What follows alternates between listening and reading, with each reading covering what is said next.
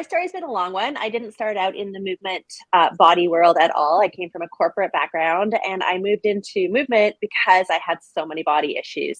I'm pretty sure I'm somewhere on the hypermobility spectrum. And as you no doubt know, that means you tend to get issues. And I also like doing stuff actively. So I basically pounded the crap out of my body for 30 years. And then I was like, this isn't working. And so I became a dedicated visitor to all sorts of therapists. And I mostly was exploring manual therapy. And it wasn't sticking for my body. It just didn't work. It felt great, and then nothing changed.